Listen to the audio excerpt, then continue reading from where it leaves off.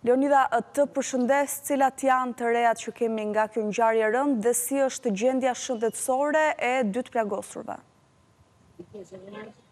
Përshëndetje Kassandra, në fakt përsa i përket gjendjes dy të plagosurve sipas bluzave të bardha, pasi kanë marrë ndihmën e parë mjekësore, ndodhen jashtë rrezikut për jetën për fat mirë, ndërsa policia po punon për të arrestuar autorin e kësaj ngjarje të rënde, e cila u regjistrua rreth orës 9 të mëngjesit të sotëm, pikërisht në lagjen numër 12 të qytetit bregdetar të Durrësit. Kushtetas i Mikel Ndoj, babai i Gjensika Ndojt, ka shkuar në vendin e saj të punës. Ajo ishte punësuar pranë një agjencie imobiliare dhe pas një debati që ka patur me të bijin, e ka qelluar atë 2 herë me thik. Në këto momente ka ndërhyrë edhe kolegu i saj i zyrës, ka qenë shtetasi Onard Memlika, i cili teksa ka parë tjatin që po godiste me thik të bijin e tij, ka ndërhyrë për t'i hequr armën e ftohtë në dora, por në këto momente shtetasi Mikel Ndoj ka qelluar edhe mbi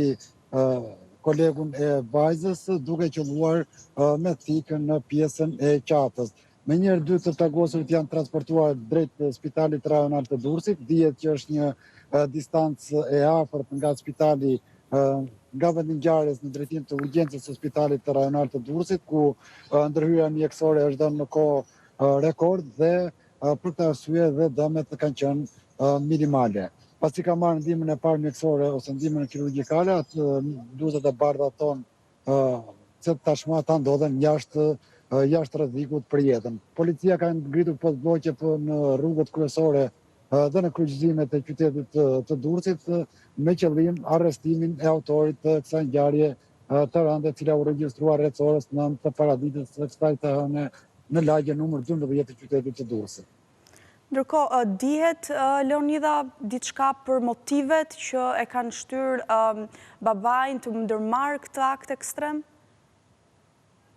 Vetëm janë disa detaje të cilat kanë dalë në dritë deri në këto momente, Kassandra, pasi dihet që ngjarja është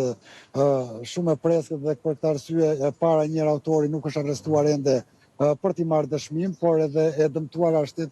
24 vjeçaria Gjensika Ndoj, pra e bia e tij, ndodhet ende në kujdesin intensiv mjekësor, ndaj dhe ende nuk janë marrë akoma deklarimet e para të protagonistëve të kësaj ngjarje. Dihet vetëm që vajza ishte kthyer dje nga Italia, ishte kthyer në vendin e saj të punës pas disa ditësh pushime, ndërsa për sa i përket prindërve të saj,